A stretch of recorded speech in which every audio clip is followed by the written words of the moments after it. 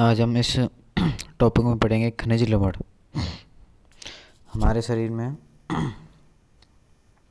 हमारे शरीर का 4% भाग खनिज लवण से बना होता है। 4% भाग किससे बना है? हमारे शरीर का खनिज लवण से बना है। खनिज लवण हमारे शरीर में कितने परसेंट खनिज लवण होते हैं? 4% होते हैं। आगे चलते हैं। सबसे पहला है कैल्शियम। सबसे इम्पोर्टेंट है कैल्शियम। कैल्शियम कैल्शियम होता है हमारे शरीर में 2% होता है। कितना परसेंट होता है? 2% होता है कैल्शियम हमारे शरीर में 2% होता है। और 1200 से 1400 ग्राम होता है शरीर में। 1200 से 1400 ग्राम 1200 से 1400 ग्राम होता है हमारे शरीर में कैल्शियम। कैल्शियम कैल्शियम हमारी हड्डियों को मजबूत बनाता है। एक सेकेंड। कैल्शियम हमारे शरीर में 18 होता हमारे शरीर में 1400 से लेकर मतलब 1200 से लेकर 1400 ग्राम कैल्शियम होता है। शरीर में 18% कैल्शियम हड्डियों और दांतों में होता है। 18% किस में होता है? हड्डियों में और दांतों में। हड्डियों और दांतों में कितना परसेंट होता है? 18% होता है। आगे चलते हैं।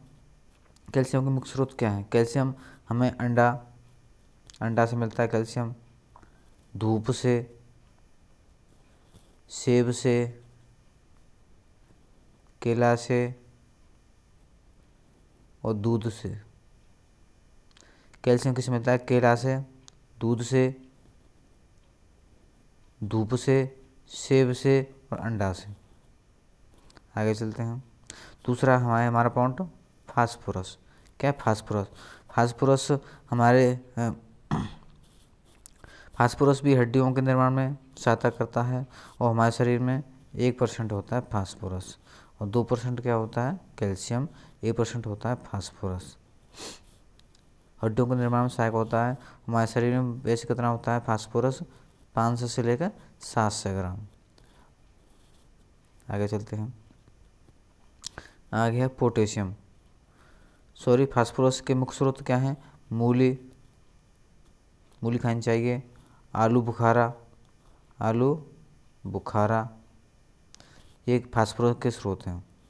आगे चलते हैं। पोटेशियम 0.35% होता है हमारे शरीर में होता है, यानी कि 2 से 10 ग्राम। हमारे शरीर में कितना होता है पोटेशियम? 2 से 10 ग्राम होता है।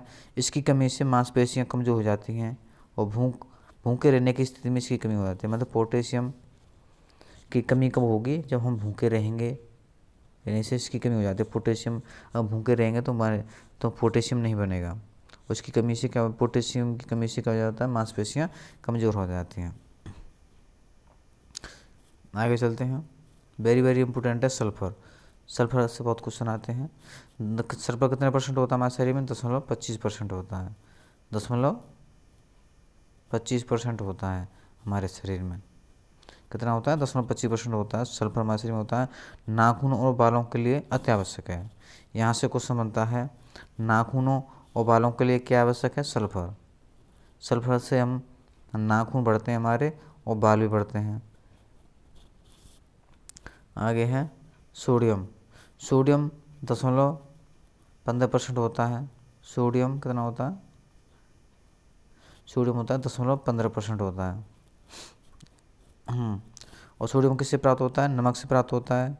और इसका क्या कार्य होता है? रासायनिक क्रियाओं में महत्वपूर्ण भूमिका निभाता है। सोडियम रासायनिक क्रिया में महत्वपूर्ण भूमिका निभाता है। क्लोरीन क्लोरीन क्लोरीन क्लोरीन भी 0.15% होता है। क्लोरीन और सोडियम दोनों 0.15% होते हैं। यह भी नमक से प्राप्त होता है। क्लोरीन और सोडियम किससे प्राप्त होते हैं? नमक से प्राप्त होते हैं। क्लोरीन यह भी रासायनिक क्रिया में महत्वपूर्ण भूमिका निभाता है। आगे है क्रोमियम। क्रोमियम 0.05% होता है। 0.05% होता है। इंसुलिन क्रोमियम के साथ मिलकर उत्तेजित होता है। यानी क्रोमियम का क्या कार्य होता है? क्रोमियम इंसुलिन के साथ मिलकर उत्तेजित कर देता है इंसुलिन को। इंसुलिन क्रोमियम के साथ ही मिलकर उत्तेजित होता है। आगे चलते हैं। कोबाल्ट।